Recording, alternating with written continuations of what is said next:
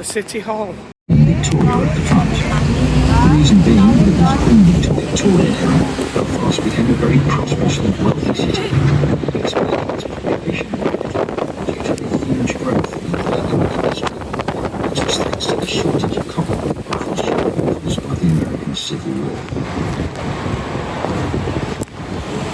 Paper and cash, maybe even gold, as there was no such thing as bank transfers. The reason for the tilt is because where the clock stands was once where the River Farset ran. The river was diverted and the marshy land was reclaimed, but the clock tower was built on a foundation of wooden beams, which eventually rotted and the clock tilted. Local people will tell you a different story, and that is because this is the area of the old docks of Belfast, where the Victorian red light district was.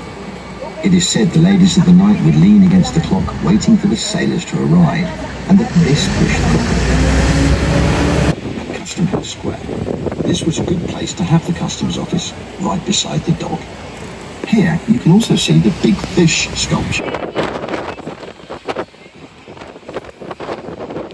The large building in the shape of a star is the Titanic Experience building, which is a huge tourist attraction. It has a tour explaining everything about the Titanic, from its conception to its tragic sinking on its maiden voyage. To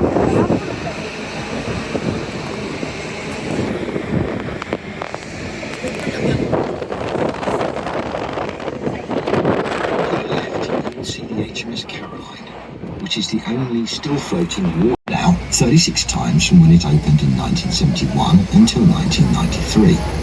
It is also where Bill and Hillary Clinton stayed when they visited Belfast in 1995.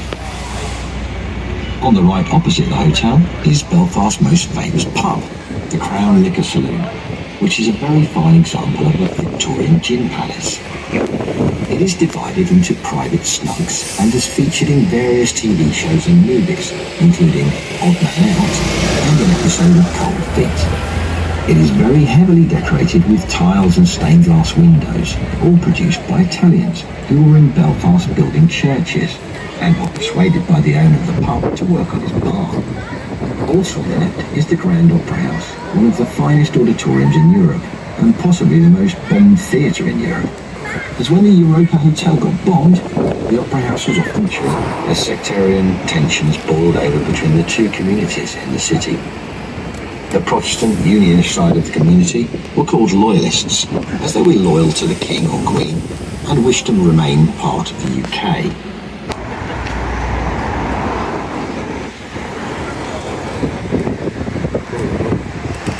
As well as the Ulster Museum and its collections of art.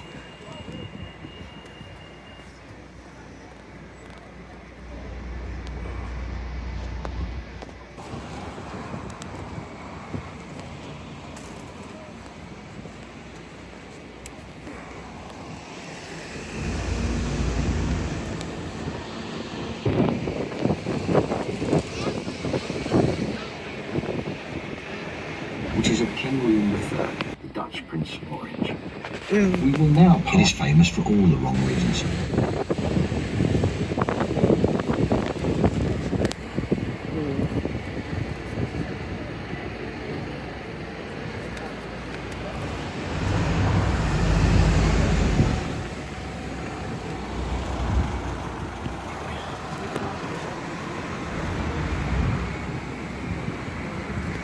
This is what we need over in double.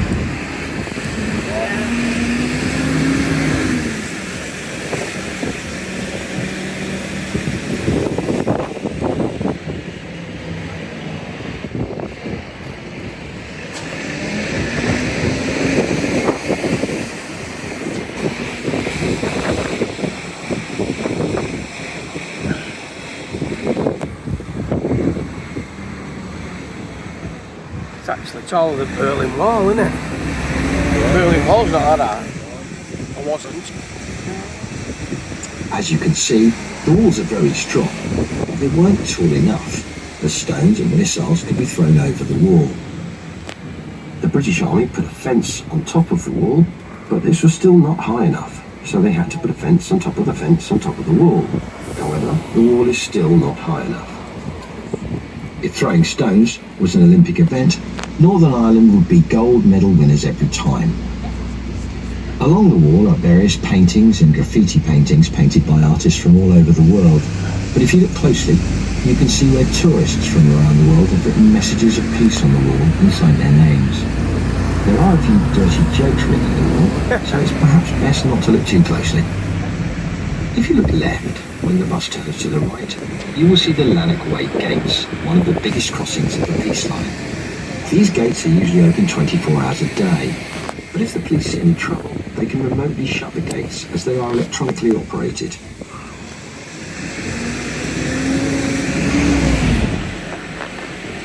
Walls of buildings, many of which portray from the First and Second World Wars. This area would have joined the British Army, but still do to this day. Other murals show memorials to the loyalist paramilitary groups sent out during the Troubles in opposition to the Republican paramilitary.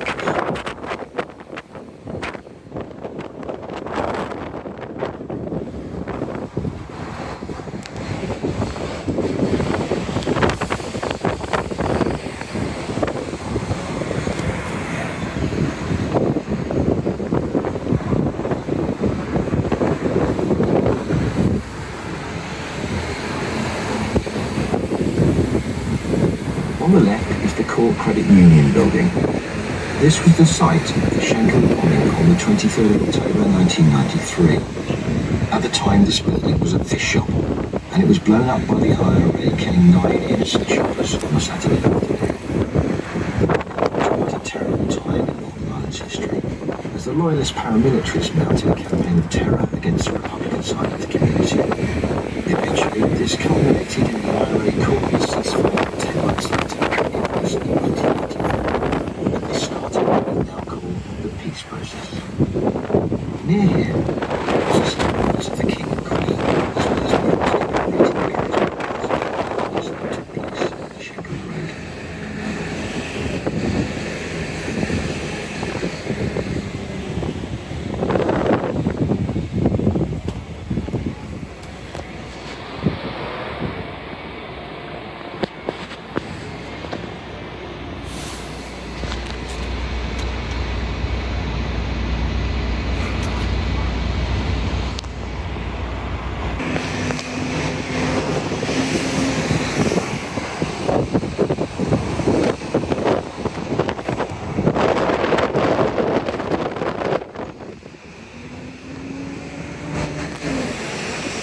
As we leave the Shankill Road, Go in.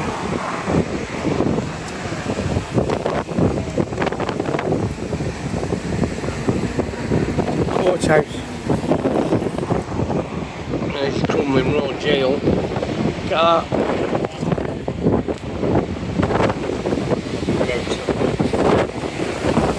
Sentry post.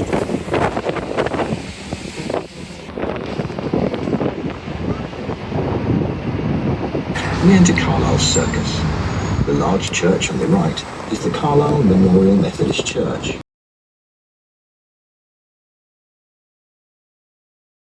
And the main shopping house of Belfast. On the right is Castle Road Shopping Mall, the first one in Belfast in 1990. Even before it opened its doors, it is situated on the site of the original Grand Hotel and the Avenue Cinema. The cinema has now reopened inside the shopping mall.